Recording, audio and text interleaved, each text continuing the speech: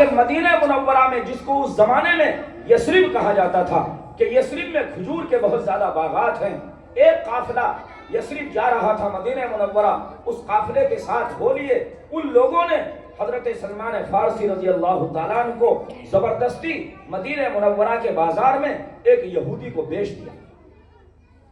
آپ آزاد تھے مگر آپ غلام بن گئے ایک یہودی کے۔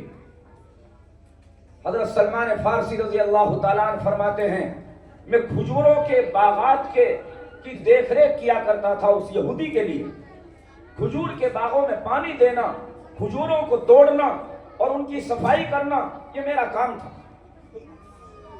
ایک مرتبہ کھجور کے درخت پر میں چڑھا ہوا تھا، کھجوریں توڑ رہا تھا، نیچے میرا آقا بیٹھا ہوا تھا، ایک شخص اس کے پاس آتا ہے اور آ کر کہنے لگا کہ بنو قیلہ کے لوگ یعنی مدینے کے لوگ عجیب و غریب ہیں، ایک شخص آتا ہے مکے سے، نبوت کا دعویٰ کرتا ہے اور لوگ اس کے ہاتھ چومتے ہیں، اس کے پیروں کو چومتے ہیں اور اس کے پاس دیوانہ وار آ رہے ہیں۔ مدینے کے لوگ عجیب و غریب ہیں۔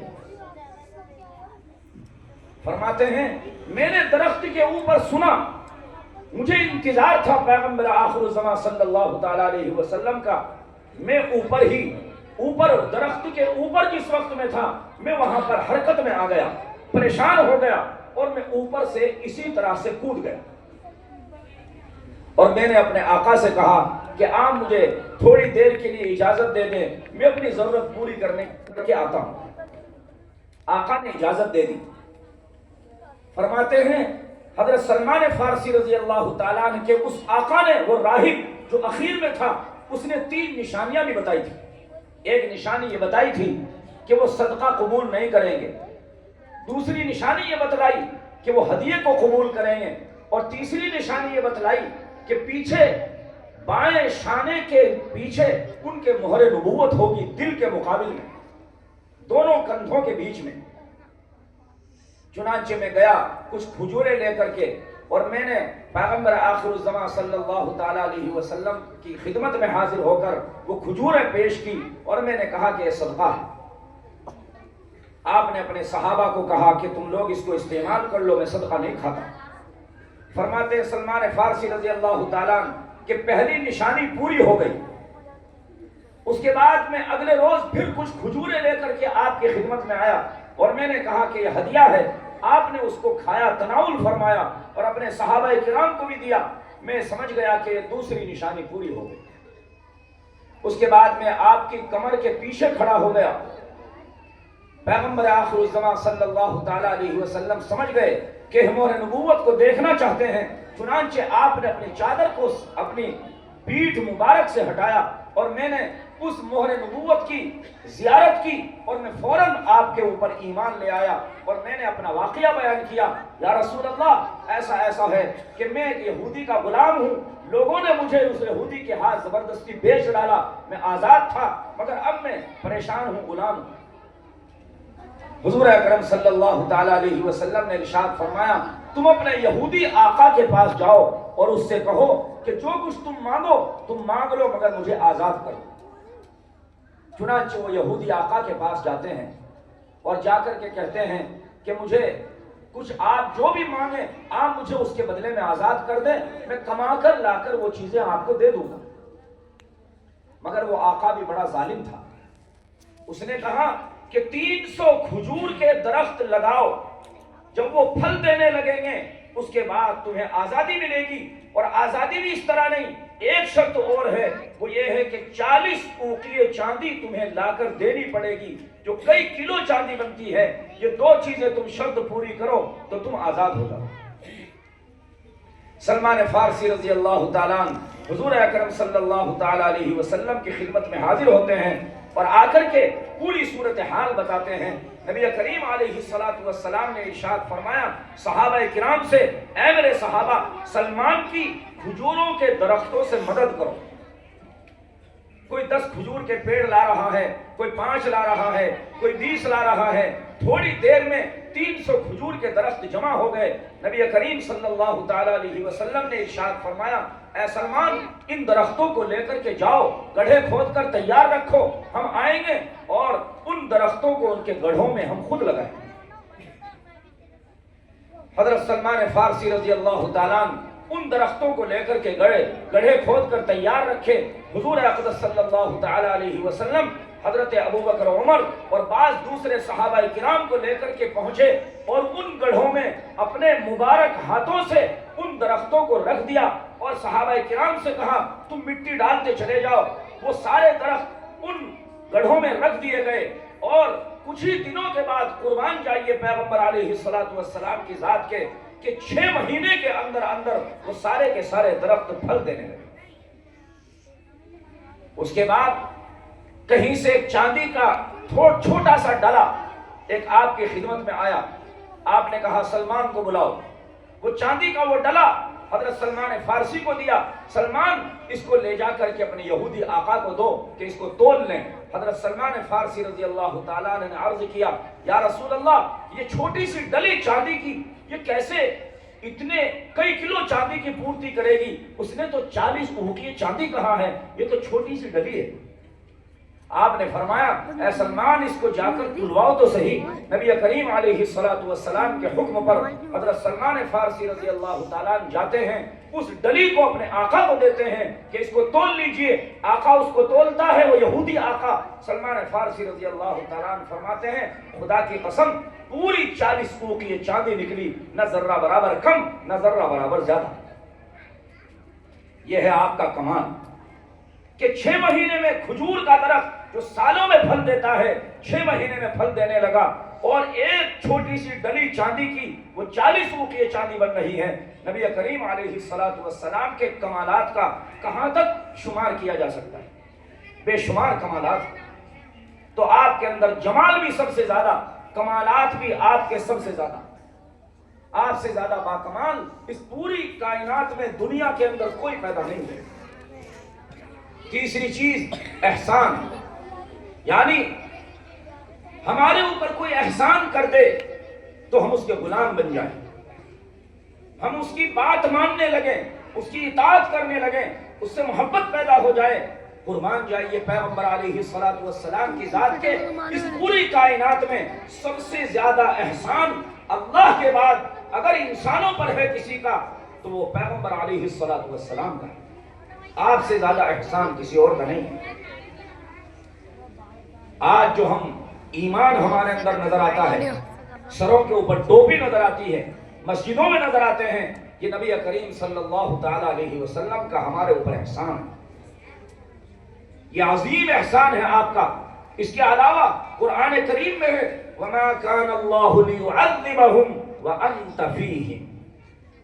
اللہ تبارک و تعالی لوگوں کو، دنیا کو، انسانیت کو اس وقت تک عذاب نہیں دے گا جب تک آپ ان میں موجود ہیں.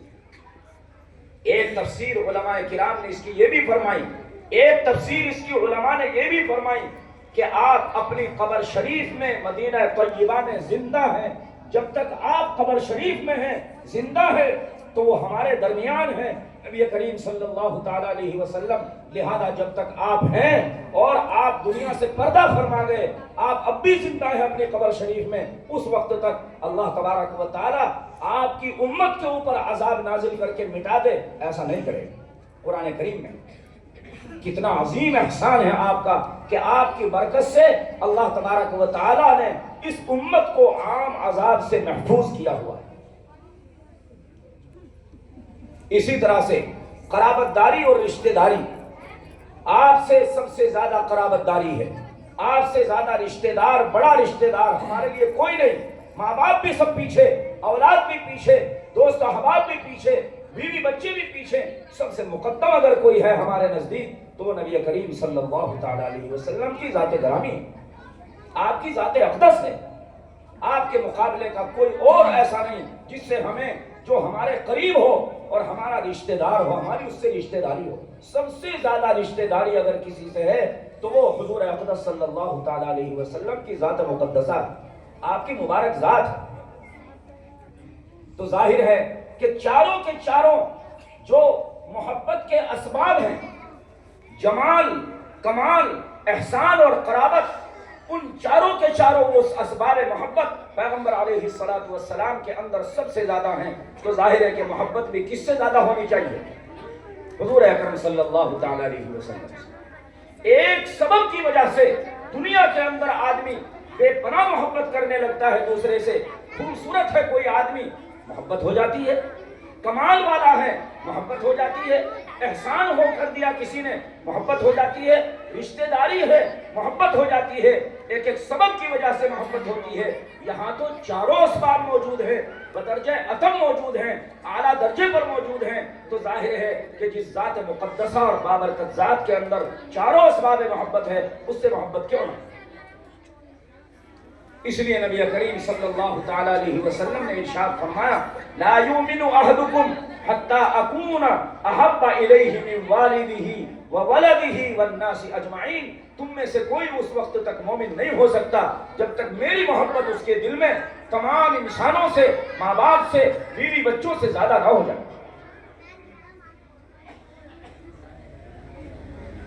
تیسرا حق، نبی کریم صلی اللہ تعالی علیہ وسلم کا تیسرا حق آپ کی اطاعت اور فرما برداری۔ میرے بھائیوں، محبت کا لازمہ ہے اطاعت، محبت کے ساتھ جڑی ہوئی چیز ہے اطاعت، فرما برداری۔ اگر کسی آدمی کو کسی سے محبت ہے تو اس جیسے طور طریق اپناتا ہے، اس جیسا لباس پہنتا ہے۔ دو دوست، وہ بھی اسی جیسا لباس خریدے گا، وہ بھی اس جیسا لباس خریدے گا، دونوں ایک جیسے بال بنوائیں گے، دونوں ایک طرح کا جوتا خریدیں گے، کیوں؟ اس لیے کہ آپس میں محبت ہے۔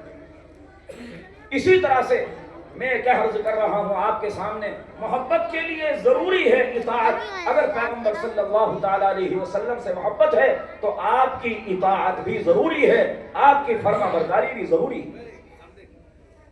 اگر انسان نبی کریم علیہ السلام سے محبت کا دعوے دار ہے اور اطاعت نہیں، آپ جیسا چہرہ نہیں، آپ جیسا لباس نہیں، آپ جیسی زندگی نہیں، آپ جیسا نماز نہیں، اور پیغمبر علیہ السلام کے دیگر جو افعال ہیں وہ ہماری زندگی میں نہیں ہیں، ہم جھوٹ بولتے ہیں، ہم دوسرے کو دھوکہ دیتے ہیں، وعدہ خلافی کرتے ہیں، دوسروں کے ساتھ ظلم کا معاملہ کرتے ہیں، ہمدردی کے جذبات ہمارے اندر نہیں ہیں دوسروں کے تئیں، تو ہمارا سمجھ لیجئے کہ ہمیں محبت کے دعوے میں ہم جھوٹے ہیں۔ اگر پیغمبر علیہ السلام سے، سید الکونین صلی اللہ تعالی علیہ وسلم سے اگر محبت ہے تو آپ کی اطاعت اور فرما برداری زندگی میں ضروری ہے۔ رابعہ بصریہ ایک بہری اللہ والی عورت گزری ہیں، نام آپ نے سب نے سنا ہوگا، بڑی مشہور بزرگ گزری ہیں، رابعہ بصریہ رحمہ اللہ۔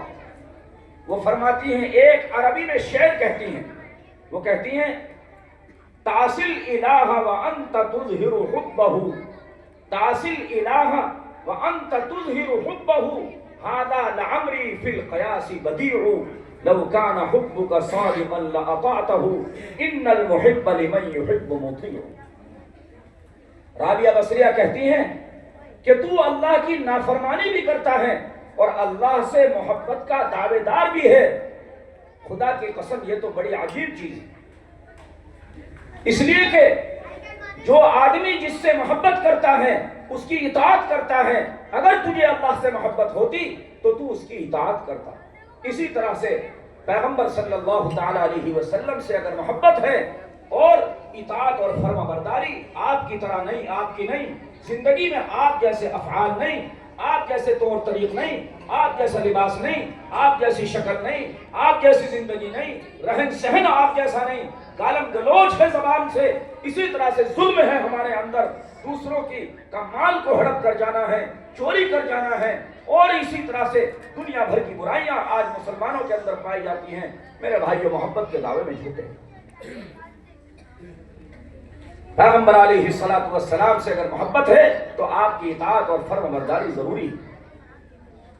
بات لمبی ہو جائے گی، ورنہ میں آپ کے سامنے اس بات کو ذرا اطاعت کو تفصیل کے ساتھ بیان کرتا، میں اسی بات پر اکتفا کرتا ہوں اور میں عرض کرتا ہوں میرے بھائیوں، تین چیزیں اور تینوں حقوق اگر کوئی مسلمان پیغمبر علیہ السلام کے ادا کرے، آپ کی عظمت بھی دل کے اندر سب سے زیادہ ہو، محبت بھی آپ کی سب سے زیادہ ہو، اطاعت بھی سب سے زیادہ ہو، تو اللہ تبارک و تعالیٰ اس کے اوپر ہمیں ایک انعام عطا فرمائے گا۔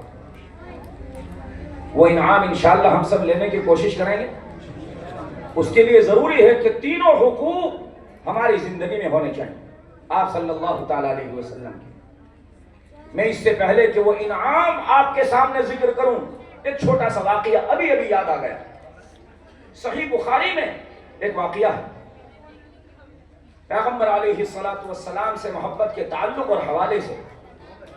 وہ یہ ہے کہ ابو لہب، آپ سب جانتے ہیں، حضور اکرم صلی اللہ تعالیٰ علیہ وسلم کا چچا اور اسلام اور مسلمانوں کا اور حضور اکرم صلی اللہ تعالیٰ علیہ وسلم کا سخت دشمن تھا ابو لہب۔ سب سے پہلے جب نبی کریم صلی اللہ تعالیٰ علیہ وسلم نے اسلام کی دعوت دی، کوہ صفا پر چڑھ کر یہی ابو لہب تھا جس نے آپ کو بددعا کا جملہ بولا تھا، تبا لکا الہذا جماعتنا، اے محمد صلی اللہ تعالیٰ علیہ وسلم، آپ نے اسی کام کے لیے ہمیں جمع کیا تھا، تو ہلاک ہو، نعوذ باللہ من ذالک۔ اللہ کی پناہ ہزار مرتبہ کہ اس نے یہ جملہ بولا۔ اسی کے جواب میں قرآن کریم کی سورت نازل ہوئی، تبت یدا ابی لہب وتب، جس میں اللہ رب العزت والجلال نے اس کو ہلاکت کی بددعا دی اور خبر بھی دی کہ وہ ہلاک ہو گیا۔ چنانچہ کیسی ہلاکت اس کے مقدر میں آئی، ایک پھوڑا اس کی بغل میں نکلا، وہ مر گیا اور وہ سڑ گیا، نہایت بدبو اس کے اندر پیدا ہو گئی ابو لہب کے اندر۔ اس کے بیٹوں نے اس کے پیروں میں رسی باندھ کر اس کو گھسیٹ کر کے گھر سے باہر گھسیٹ کر ایک کوڑی پر لے جا کر ڈال دیا۔ یہ حال اس کا ہوا۔ اس کے مرنے کے بعد کسی شخص نے اس کو خام میں دیکھا اور اس سے کہا کیسی گزر رہی ہے؟ اس نے کہا کہ نہایت سخت قسم کے عذاب میں ہوں، بہت زیادہ بری حالت ہے، لیکن پیر کے دن، جس دن ہمارے خاندان میں اور ہمارے گھرانے میں محمد کی پیدائش ہوئی صلی اللہ تعالی علیہ وسلم، یہ ابو لہب بتاتا ہے خواب میں، جس دن محمد کی پیدائش ہوئی تمام پورے خاندان والوں کو محمد صلی اللہ تعالی علیہ وسلم کی پیدائش کا انتظار تھا حضرت آمنہ کے یہاں۔ اس وقت میں مجھے بھی انتظار تھا۔ جب آپ کی پیدائش ہوئی تو میری باندی سویبہ نے، اس کی باندی کا نام تھا سویبہ، اس سویبہ نے آ کر کے ابو لہب کو خوشخبری سنائی، اے میرے آقا، خوشخبری ہو آپ کے لیے کہ آپ کے یہاں بھتیجے کی پیدائش ہوئی۔ تو ابو لہب نے انگلی کے اشارے سے، وہ بیمار تھا، بولا نہیں جا رہا تھا، اس نے انگلی کے اشارے سے اپنی باندی کو آزاد کر دیا، اس خوشی میں کہ محمد کی اور بھتیجے کی پیدائش ہمارے گھر میں ہوئی۔ اس خوشی میں اس نے اپنی باندی سویبہ کو آزاد کر دیا انگلی کے اشارے سے۔ چنانچہ وہ کہتا ہے، خام میں بتلاتا ہے کہ نہایت سخت قسم کے عذاب میں مبتلا ہوں، مگر پیر کے دن، جس وقت میں بھتیجے کی محمد صلی اللہ تعالی علیہ وسلم کی پیدائش کی خوشی میں میں نے اپنی باندی سویبہ کو آزاد کیا، جہنم کے اندر مجھے اس نے اپنے انگوٹھے کو اس طرح سے سخت کر کے دکھلایا، موڑ کر۔ آپ بھی اگر اس کو موڑیں گے انگوٹھے کو اس طرح تو یہاں ایک گڑھا پیدا ہو جاتا، چھوٹا سا یہاں پیدا ہو جاتا۔ تو اس نے بتلایا اپنے انگوٹھے کے اشارے سے کہ جتنا پانی یہاں آ جائے، 2-3 قطرے پانی، 2 قطرے 3 قطرے اتنا پانی آئے گا اس کے اندر، کہ پیر کے دن اس وقت میں جب میں نے محمد کی خوشخبری پیدائش کی خوشی منائی اور اپنی باندی کو آزاد کیا، اس وقت میں اتنا پانی جہنم کے اندر پینے کو مل جاتا ہے۔ جہنم میں پانی پینے کا کیا مطلب؟ وہاں تو اگر پانی ملے گا وَسُقُوا مَاءً حَمِيمًا فَقَطَّعَ أَمْعَاءَهُمْ، جہنمی لوگ پانی مانگیں گے تو نہایت کھولتا گرم پانی ان کو پلایا جائے گا، اس کی آنتیں اس شخص کی سب کٹ کٹ کر کے اور باہر نکل جائیں گی، اس کا اوپر کا ہونٹ اوپر جا پڑے گا، سر کے اوپر، نیچے کا ہونٹ ناف تک لٹک جائے گا، ایسا سخت قسم کا گرم پانی، کھولتا پانی پلایا جائے گا۔ مگر قربان جائیے، پیغمبر صلی اللہ تعالی علیہ وسلم کی پیدائش کی خوشی منا رہا ہے ابو لہب، بعد میں دشمن بن گیا، مگر اس دشمنی میں اس کو سزا مل رہی ہے، مگر پیدائش کی خوشی منانے کی وجہ سے اس وقت میں چند قطرے پانی کو پینے کو مل رہے ہیں۔ میرے بھائیوں، ایسا سخت قسم کا کافر، کٹر قسم کا کافر جو اسلام اور مسلمانوں کا اور حضور اقدس صلی اللہ تعالی علیہ وسلم کا سخت دشمن ہے، اس کو اتنا پانی جہنم کے اندر پینے کو مل رہا ہے۔ ہم اور آپ اگر آپ سے محبت کریں گے، آپ کی اطاعت کریں گے، دنیا کے اندر بھی خوب اللہ تبارک و تعالی انعامات سے نوازے گا، اور آخرت کے اندر بھی اللہ تبارک و تعالی جہنم سے حفاظت فرما کر اور جنت کی نعمتوں سے سرفراز فرمائے۔ میں عرض کر رہا تھا کہ 3 حق اگر ہم ادا کریں گے، ہمارے دل میں پیغمبر علیہ السلام کی سب سے زیادہ عظمت ہو، ہمارے دل میں اس پوری کائنات میں سب سے زیادہ پیغمبر علیہ السلام سے محبت ہو، اور اس پیغمبر علیہ السلام کی اس محبت کے نتیجے میں اطاعت ہو، فرما برداری ہو، تو اللہ تبارک و تعالی ایک انعام سے نوازے گا۔ انشاءاللہ ہم سب وہ انعام لینے کی اللہ تعالی ہمیں توفیق دے، ہمیں اس بات کی تیاری کرنے کی توفیق